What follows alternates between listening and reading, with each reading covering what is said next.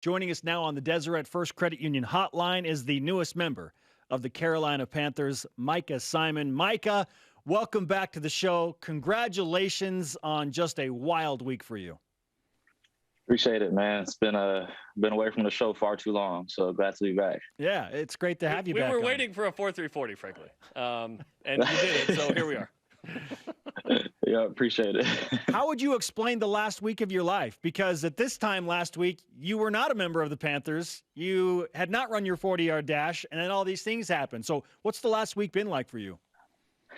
Yeah, it's been a pretty crazy week, to be honest. Still, this time last week, it was still final preparations for the pro day, being with Zach and the rest of those guys. And then, run the 40, do everything Friday, get the call from the Panthers Saturday. The GM calls me and, we pretty much, we agreed to everything Saturday and then I have to go out there Monday to do the physical, meet with all the coaches and the trainers, and then made it official Tuesday. And here I am back in Dallas, still working for my mortgage job that I had before. So, still it's been a crazy week. Okay, let's rewind a little bit. So last year you didn't get a proper chance to display what you could do given the pandemic and everything. So here you are, and it's sort of your pro day a year later, but you had to get a real job like the rest of us after we graduate, right? So tell us what you've been up to and then how you were able to prepare physically in spite of all that to run a tremendous 40 and get this opportunity. Yeah, I mean, it got to the point where, you couldn't just kind of keep waiting around to figure out if you were going to get the call for the NFL.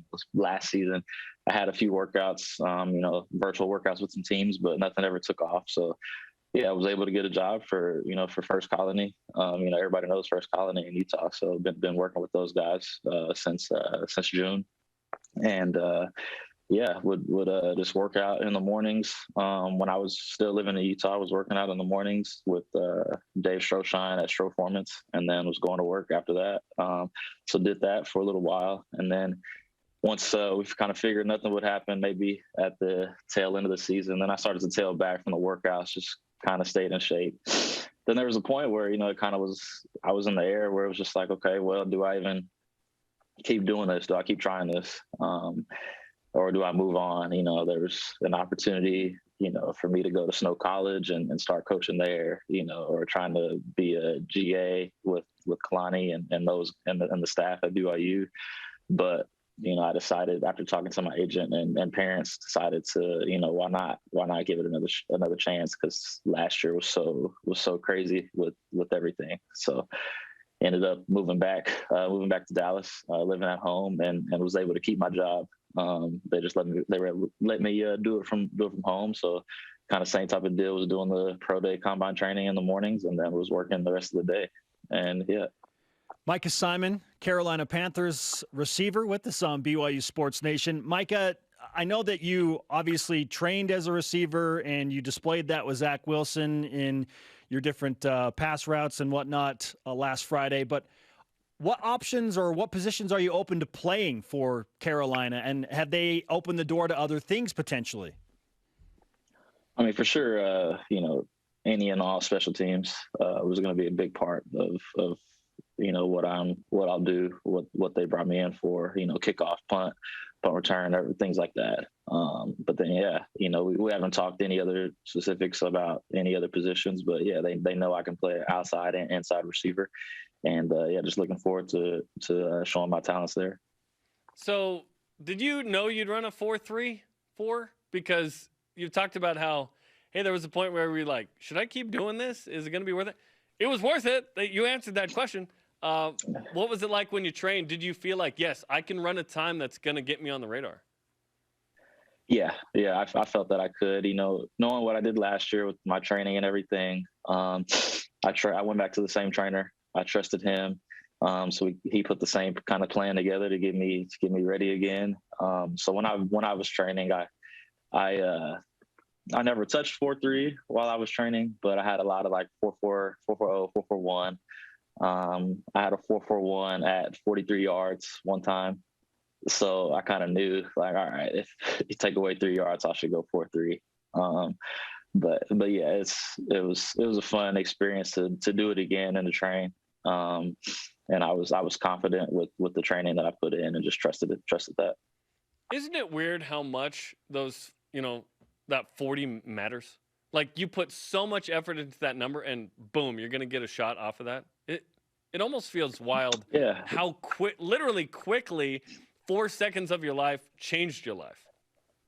Yeah, it's pretty crazy when you look back on it and think like, okay, I probably, spent 2 hours a day training this for the last 3 months for 4 seconds, and and here we are. I always said the same thing about football. In college, you train so much in the off season for 6 home games. It's just crazy. To feel like you only get to play in front of your home fans 6 times, but you train all year for it. So it's kind of the same type of deal. Micah Simon on BYU Sports Nation. My next question deals with what happened at Tennessee. If you had run a 4.34 against the Volunteers, would you have scored?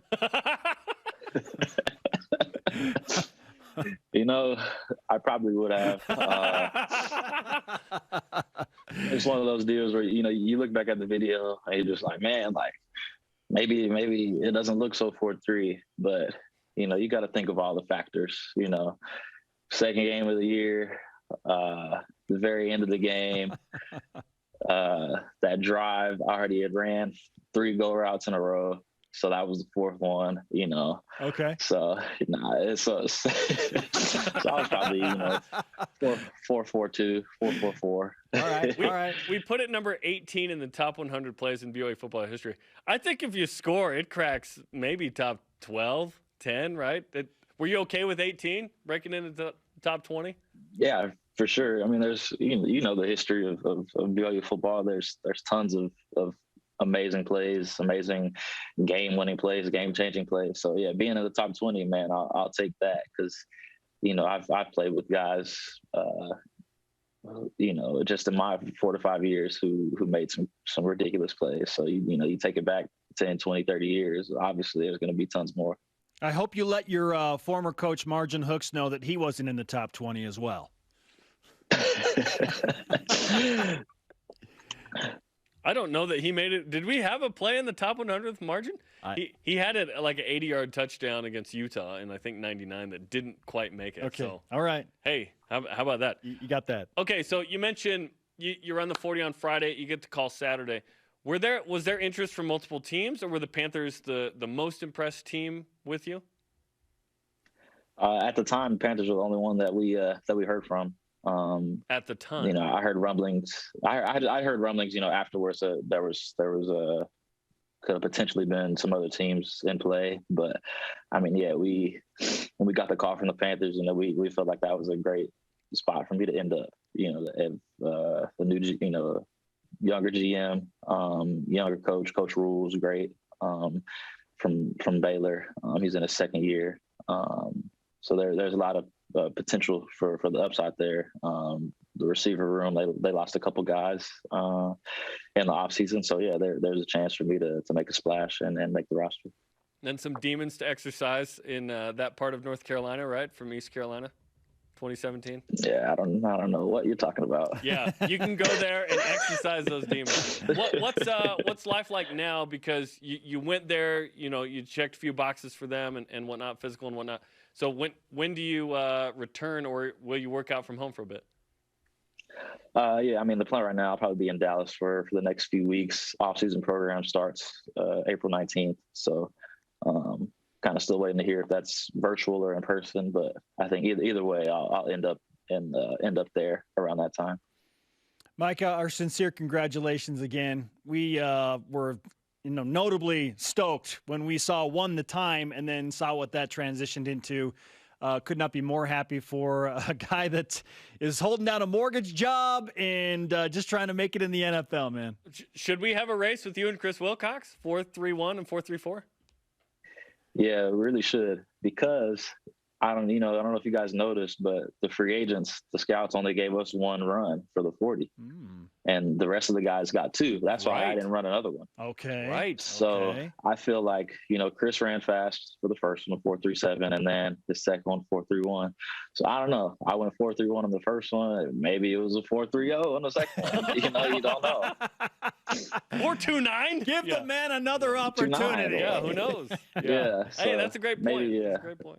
Michael, yeah, no, I was happy for all those guys. All those guys did really well at that pro day. So looking forward to see where they end up too. No, world-class event for sure, held at the indoor practice facility. We'll talk to you again soon, man. Again, just congratulations. So happy for you.